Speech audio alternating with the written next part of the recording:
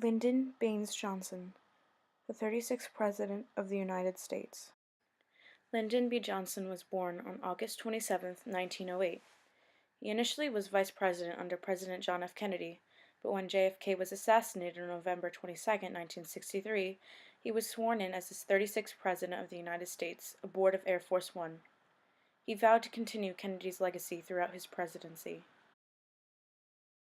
In the 1960s, there was a cultural upheaval, meaning that the new generations began to question America on religious, political, and civil rights issues.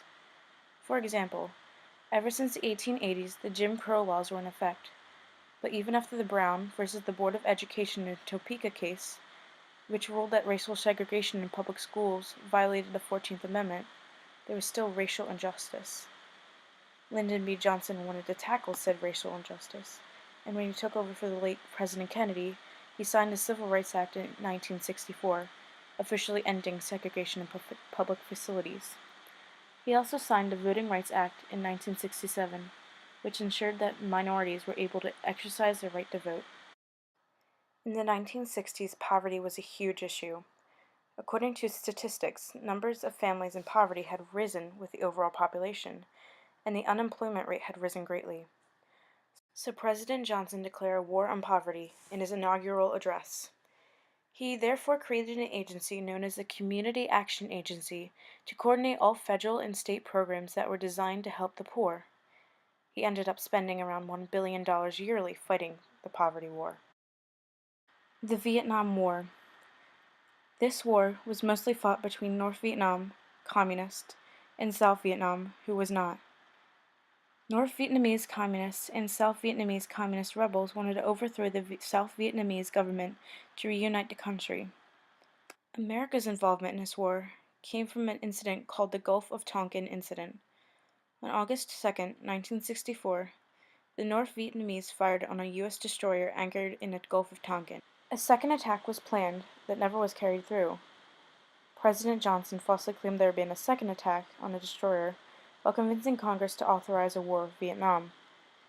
Congress then passed the Gulf of Tonkin Resolution, which authorized a full-scale U.S. intervention in the Vietnam War. Johnson's legacy was clouded with the devastating outcome of the Vietnam War, but he still accomplished so much. His programs kept untold numbers of Americans out of poverty. He helped provide basic health care, and he ensured fundamental rights to minorities. However, there is one thing that Johnson is infamous for: his role in the Vietnam War. Johnson was determined to prevent North Vietnamese communists from taking over the U.S.-supported government of South Vietnam. On February 13, 1965, Johnson authorized a bombing of North Vietnam.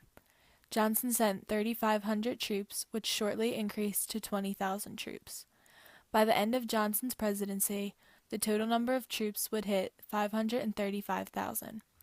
58,315 American troops were killed during this war, and another 153,303 were wounded. Americans disagreed with Johnson's choice to escalate our involvement in the war. Lyndon Johnson left an amazing legacy. His most notable action that still affects our lives today is his Great Society. These were a set of domestic programs set up to eliminate poverty and discrimination. Before the Great Society idea, the overall poverty line was 22.2%.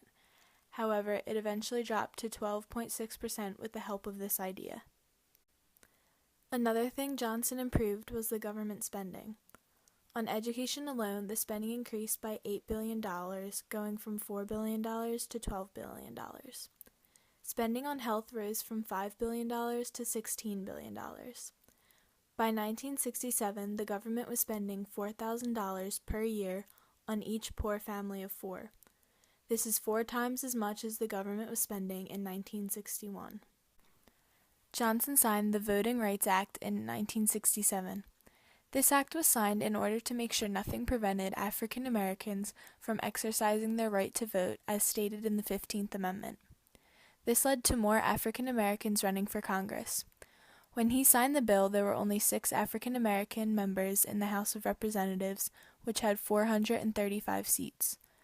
By 1971, there were 13 African American representatives and 1 African American senator. In the current Congress, there are 49 African American representatives, with 46 in the House and 3 in the Senate.